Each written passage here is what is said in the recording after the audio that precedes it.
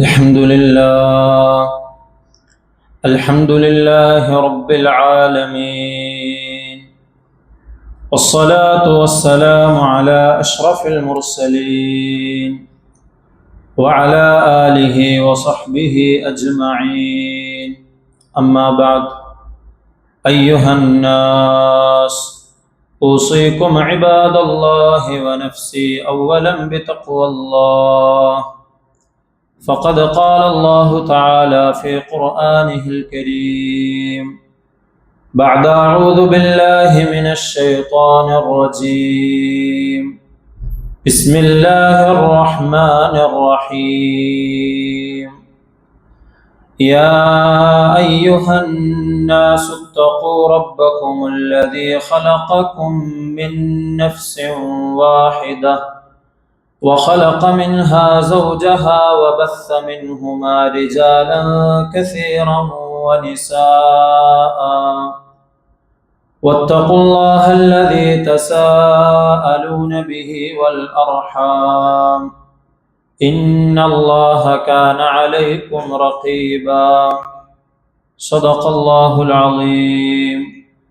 اللهم رب اشرح لي صدري ويسر لي أمري واحلل عقدة من لساني يفقه قولي، وما توفيقي إلا بالله عليه توكلت وإليه أنيب. ബഹുമാനമുള്ള സത്യവിശ്വാസികളെ, മുഅ്മിനീങ്ങളെ, ജീവിതത്തിൻ്റെ എല്ലാ സന്ദർഭങ്ങളിലും അള്ളാഹുവിനെ തഖ്വ ചെയ്ത് അവൻ്റെ വിധിവിലക്കുകൾക്കനുസരിച്ച് ജീവിക്കണമെന്ന് എന്നോടും നിങ്ങൾ ഓരോരുത്തരോടും വസിയത്ത് ചെയ്യുകയാണ്, ഓർമ്മപ്പെടുത്തുകയാണ്. അല്ലാഹു സുബ്ഹാനഹു വ തആല അവൻ്റെ വിധിവിലക്കുകൾ അനുസരിച്ച് അവനെ തഖ്വ ചെയ്ത് ജീവിക്കാൻ നാം ഓരോരുത്തർക്കും തൗഫീഖ് നൽകി അനുഗ്രഹിക്കുമാറാകട്ടെ. പരിശുദ്ധമായ ജുമുഅക്ക് വേണ്ടി നമ്മളിവിടെ ഒരുമിച്ച് കൂടിയതിനെ അല്ലാഹു സ്വാലിഹായ അമലായി സ്വീകരിക്കുമാറാകട്ടെ.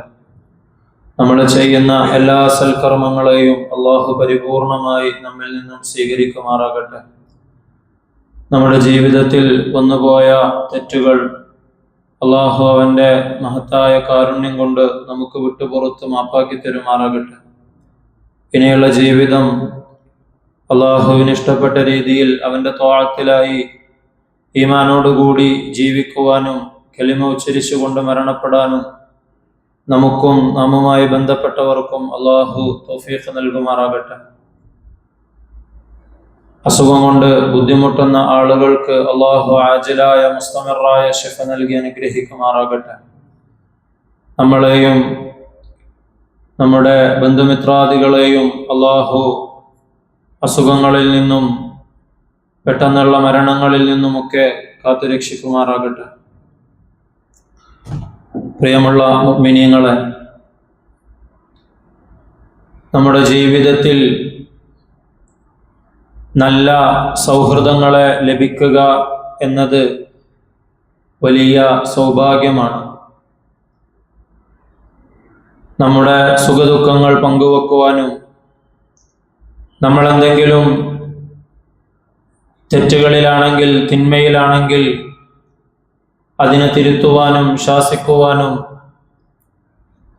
നമ്മെ നന്മയിലേക്ക് മാർഗദർശനം കാണിക്കുവാനും വഴി നടത്തുവാനുമൊക്കെ ഒരു കൂട്ടുകാരൻ, ഒരു സുഹൃത്ത് ഉണ്ടാവുക എന്നത് അള്ളാഹുവിൻ്റെ വലിയ അനുഗ്രഹമാണ്. അത് പരിശുദ്ധമായ ഖുർആനിൽ നിന്നും ആദരവായ റസൂലുള്ളാഹി സ്വല്ലല്ലാഹു അലൈഹി വസല്ലമ തങ്ങളുടെ ഹദീസുകളിൽ നിന്നും നമുക്ക് വായിച്ചെടുക്കുവാൻ സാധിക്കും. ഇബ്നു അബ്ബാസ് റളിയല്ലാഹു അൻഹുമ പറയുന്നുണ്ട്, അസ്സദീഖു ഔഖദു മിനൽ ഖറാബ. നമ്മളൊക്കെ പലപ്പോഴും പറയാറുള്ളത് പോലെ തന്നെ ഒരു വ്യക്തിയുടെ ജീവിതത്തിൽ പല സന്ദർഭങ്ങളിലും കുടുംബ ബന്ധങ്ങളെക്കാളും സുഹൃത്ത് ബന്ധം വളരെ വലിയ ബന്ധമായിട്ട് നമുക്ക് കാണുവാൻ സാധിക്കും. അതുകൊണ്ട് തന്നെ നമ്മെ സംബന്ധിച്ചിടത്തോളം മുസ്ലിമീങ്ങളായ മുഅ്മിനീങ്ങളായ നമ്മൾ എങ്ങനെയാണ് ഇസ്ലാമിലെ സൗഹൃദം എന്നും അല്ലെങ്കിൽ സൗഹൃദ വലയത്തിൽ ഇസ്ലാമിൻ്റെ അതിർവരമ്പുകൾ എന്താണ്, മര്യാദകൾ എന്തെല്ലാമാണ് എന്ന് നമ്മൾ മനസ്സിലാക്കി വെക്കണം. പ്രത്യേകിച്ചും ഈ കാലഘട്ടത്തിൽ പലതരത്തിലുള്ള കൂട്ടുകെട്ടുകളുമായി ബന്ധപ്പെടാൻ സാഹചര്യമുള്ളത് കൊണ്ട് തന്നെ അതൊക്കെ ഏത് തരത്തിലാണ് സമീപിക്കേണ്ടത്, എത്തരത്തിലുള്ള സുഹൃത്ത് വലയങ്ങളാണ് തിരഞ്ഞെടുക്കേണ്ടത്, എത്തരത്തിലുള്ള സുഹൃത്തിനെയാണ് തിരഞ്ഞെടുക്കേണ്ടത് എന്നൊക്കെ പരിശുദ്ധമായ ഖുർആനും ഹദീസും ഒക്കെ നമുക്ക് പഠിപ്പിച്ചു തന്നിട്ടുണ്ട്. മനുഷ്യനെ സംബന്ധിച്ചിടത്തോളം മനുഷ്യന്റെ പ്രകൃതിയിൽ തന്നെ അള്ളാഹു വച്ചിരിക്കുന്ന കാര്യമാണ് മറ്റൊരു മനുഷ്യനുമായി കൂട്ടുകൂടുക, അവന്റെ കൂടെ നടക്കുക, സുഹൃത്താവുക, സൗഹൃദം പങ്കിടുക എന്നതൊക്കെ. എന്നാൽ മുഅ്മിനിനെ സംബന്ധിച്ചിടത്തോളവും നബി തങ്ങള് ഇതേ രീതിയിൽ തന്നെയാണ് പറഞ്ഞിരിക്കുന്നത്. മനുഷ്യനൊരു സാമൂഹിക ജീവിയാണ്.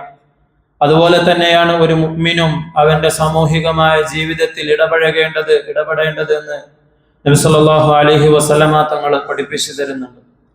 അൽ മുഅ്മിനു യഅലഫു വയുഅലഫ്. ഒരു മുഅ്മിൻ മനുഷ്യരുമായി ഇണങ്ങുകയും മറ്റുള്ള മനുഷ്യർക്ക് അവനോട് തിരിച്ചിങ്ങോട്ട് ഇണങ്ങാൻ കഴിയുന്നവനുമായ പ്രകൃതക്കാരനായിരിക്കും. വലാ ഖൈറ ഫീമൻ ലാ യുഅലഫു വലാ യുഅലഫ്.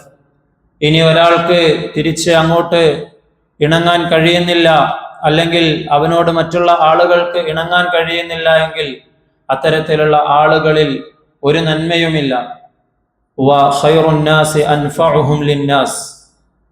ജനങ്ങളിൽ വെച്ച് ഏറ്റവും ഉത്തമരായ ആളുകൾ അവർ ജനങ്ങൾക്ക് ഏറ്റവും കൂടുതൽ പ്രയോജനം ചെയ്യുന്ന ആളുകളാണ്. എന്തെങ്കിലും സന്തോഷത്തിന്റെ സന്ദർഭങ്ങളിലായാലും വിഷമത്തിന്റെ സന്ദർഭങ്ങളിലായാലും ഒരു